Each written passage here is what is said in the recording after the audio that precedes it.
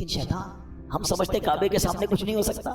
आप अपने घर में सोच रहे हो मैं महफूज हूं, काबे के सामने बहकाता है वो, उधर गलत काम हो जाते हैं, चोरी पकड़ते हुए नहीं पकड़े जाते हरम के अंदर हैं. सोचिए, शैतान से कोई महफूज नहीं है. अपने आप को सिक्योर मत समझो, इसकी फिक्र करनी है, दुआएं मांगनी है, इसका इलाज करना है और अपने आप को इन बुरी सोबतों से बचाना है. अब क्या हुआ, गैर मुस्लिम हो गया. थोड़े अरसे के बाद इस बंदे का उसी मजहब पे विसाल हो गया, यानी कुफर पर ही मर गया. वो जो दोस्त थे ना हज पर गए थे, कुछ अरसे बाद उस बस्ती में आए गए, यार पूछे तो सही दोस्त किधर है. किसी ने बताया उसने तो मजहब भी बदल लिया और उसी मजहब पर, कुफर पर उसकी मौत भी हो गई. कहा यार कब्र ही बता दो. कब्र पे गए तो उस कब्र के किनारे एक औरत 2 बच्चों के साथ बैठी रो रही. औरत से पूछा तुम कौन हो? कहा मैं इसकी बीवी हूं जिसकी वजह से इसने मेरा मजहब इख्तियार किया. दोस्त रोने लगे और उस औरत को बताया कि पता ही हमारा दोस्त कैसा था, कितनी इबादत करता था, कितने रोजे रखता था, बहुत अल्लाह का नेक बंदा था. और देखो उस बेचारे का, उसके साथ हुआ क्या कि ईमान ही चला गया.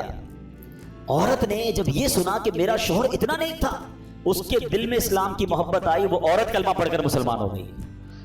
हाय हाय हाय, इस वाक़े को लिखकर जो उलमा ने बातें लिखी है ना, रोंगटे खड़े हो जाते कि ये है अल्लाह की खुफिया तदबीर. वो जिस औरत के लिए गैर मुस्लिम हुआ, वो गैर मुस्लिम की मौत मरा और उसके मरने के बाद अल्लाह ने इस औरत को ईमान की दौलत अता फरमाई. ये अल्लाह पाक के फैसले हैं. अल्लाह की खुफिया तदबीर से डरो, अपने ईमान की फिक्र करनी है, शैतान के वारों से बचने का जहन बनाना है. अल्लाह करे आज के इस बयान में हम ये समझ जाए और प्रिपेयर हो जाए कि रमजान के बाद हमें उस मरदूद की बात नहीं माननी है. एक बुजुर्ग के बारे में आता है, बड़ा कमाल का उन्होंने सवाल किया. एक बार नेक आदमी की शैतान से मुलाकात हो गई.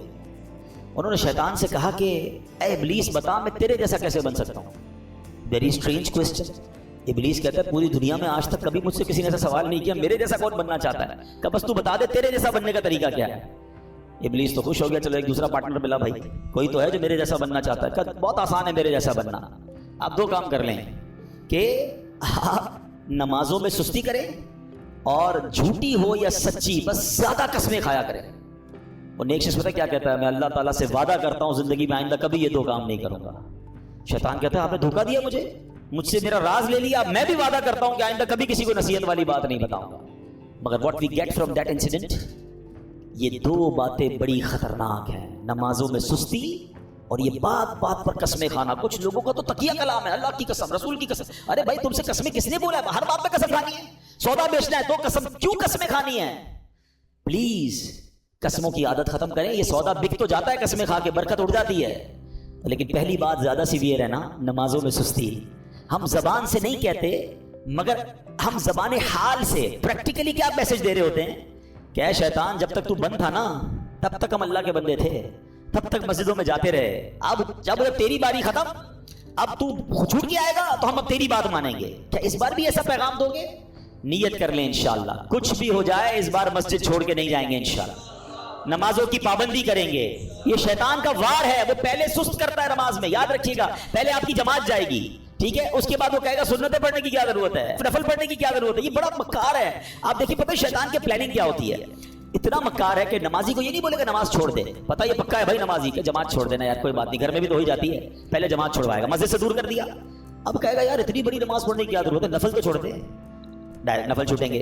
फिर कहेगा सुन्नतें छोड़ दे, सुन्नतें छूटेंगी और आखिर में आपका फर्ज भी चला जाएगा. ये आपके मेरे हिसार हैं, ये इबादतों के हिसार हैं. ये आप समझिएगा. आपके घर में बाउंड्री होती है ना, मेरी नमाज का हिसार क्या है, मेरे फर्ज का हिसार है वाजिब.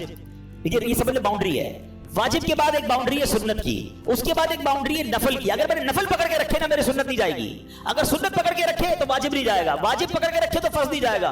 और ये सब छोड़ता गया तो एक एक करके वो सब ले जाएगा. अच्छा ये एक और उसकी मक्कारी बताऊं. पहले तो प्लान करता है कि किसी नेक आदमी से कोई बड़ा गुनाह करा दे, शराब पिला दे, बदकारी करवा दे, कत्ल करवा दे. जब ये देखता है ना यार ये तो कुछ कर ही नहीं रहा है, मेरी मान ही नहीं रहा है, थकता नहीं है. याद रखिएगा इतना खतरनाक एनिमी है, इसको नींद नहीं आती.